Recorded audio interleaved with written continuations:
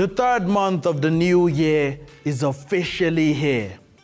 As the drama lingers in the air in the local leagues, another intense round of World Cup qualifiers looms. On today's episode, the spotlight is on the sparks between Yanga and Simba in the Salaam Derby, and also the fierce rivalry between Nigeria and South Africa in the Under-17 Women's World Cup qualifiers, and so much more. What a show we have in store for you. Igamalami Adelani Folashayo Gurinade, and stay tuned for some world-class analysis from S.C. Khadebe and Auntie D-Ski. Every week on the FA show is another opportunity to test how vast your African football knowledge is. This week's trivia question is, how many African countries will qualify for the 2025 FIFA Under-17 Women's World Cup to be hosted in Morocco in October? While you try to figure out that answer, let's get into this week's interesting conversation with K1's very own and the world-class analyst who got his predictions wrong on the show last week, S.C. Khadebe. S.C., what have you got to say for yourself? You got it wrong that Mamelodi Sundowns, you said, was going to score 4 goals against Kaizer Chiefs, and here we are. Hello, Ade.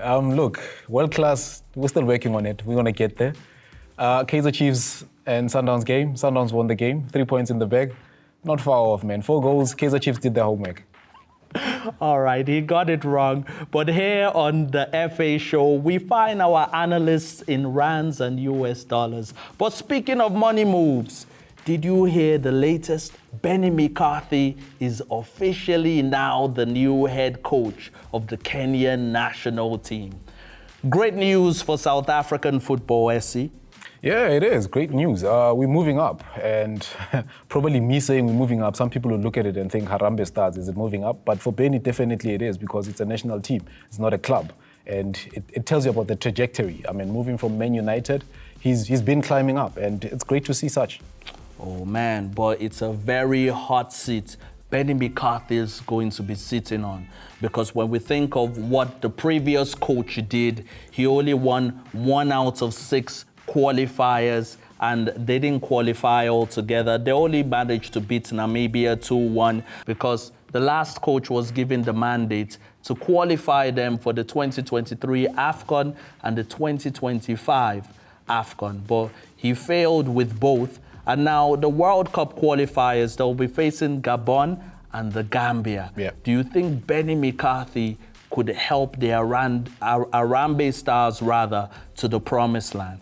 Yeah, look, I don't think it's a pressure point for Benni, to be honest with you. It's a pressure point in a sense that we haven't seen Benni McCarthy in a national team and in terms of what he can bring. But we never doubt what Benni can do, because we've seen what he can do in South Africa. But tell us, what has he achieved as a coach? We know what he's done as a football player, but as a coach, can you just give us some of the things Benni has done that makes him a coach to look out for on the continent? I mean, we have to go back to South Africa and look at what he did in Cape Town City. He won the MTN Cup with them, that is Cape Town City. You look at his tenure at Amazulu, one of the greatest tenure that I think Amazulu has had in a coach. And Benni brings that kind of experience. Also, we cannot forget the conversation around one of the teams in the world, one of the biggest teams in the world. Your Marcus Rashford's applauding him and telling us in social media that this is a coach that brings amazing energy into a team. Yes, we saw the miracles he did with Marcus Rashford. Can he do the same with Michael Olunga, the 30-year-old that plays for the Harambee Stars? And there's so many stars in that team that just have the potential and they just need good coaching. Benni McCarthy, well, I guess, would be the man to do that. Only time would tell.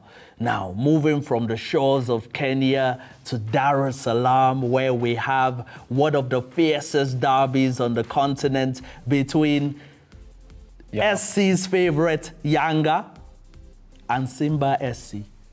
Nah, yeah, I'm not a younger side. I said that purposely. I tried to catch him out. He loves Simba. Now, tell me, do you have big hopes for Simba in this game? Because we've seen the league table. We know they have a game in hand. We know Yanga is on 58 points after about 21 games. Yes. We know Simba's on 54 points. They need these 3 points. Look, they do need these 3 points, but I don't think Fadlu Davids would be pressing any panic buttons when you look at the two teams. Of course, you have to look at in terms of where the teams have been, you know. Simba is still playing in the CAF Confederations Cup. Okay. Yanga were kicked out. It probably gave them an elevation to say, can we push this thing? After having such a bad spell in the league and the CAF Champions League, you know, under their former coach, Sead Ramovic. And they've got a new coach who comes in and he's done amazing things with the team. So we're happy to see that. Went 12 league games unbeaten, 11 wins, drawing 1 game, 8 clean sheets, 58 goals scored. That is something amazing in a younger team. You look at what Simba does and what Simba brings. Fadlu Davids has polished this team, 13 wins. Wow. 13 wins and 2 draws. S.C., quickly tell us about the danger men to look forward to in this fierce derby. Great question. You've got a guy I'll start with Yanga. You've got a guy called S.C, whom everybody was raving about. Even here in South Africa, people were talking about what he did. We remember what he did against Sundowns. You know, striking the post, a controversial decision was made. You've got a guy like Clement Mziz. You've got Paco Mzozua. You can go on. The list is endless when you look at a younger team. But we cannot discredit what Fadlu has done with his team in terms of a Simba team. You've got a guy like Job, who does an amazing job. You know, you've got a guy like Ali Salim. You've got David Kameta. These players, they fight for him. They fight for the badge. And it's amazing what they do. S.C., it would be amazing for you to give us a prediction on today's show. Or have you learned your lesson from last week's show? You like putting me on the spot. But nonetheless, because I'm a Simba guy and I'll be biased, I'll give this game a draw. A draw? A 2-2 draw? With goals, definitely 2 teams can score. And I think it will be probably a 2-2.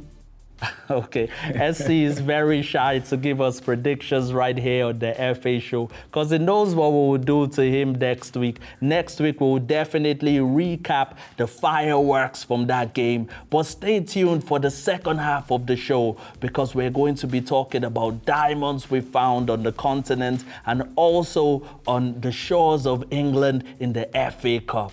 Restez à l'écoute.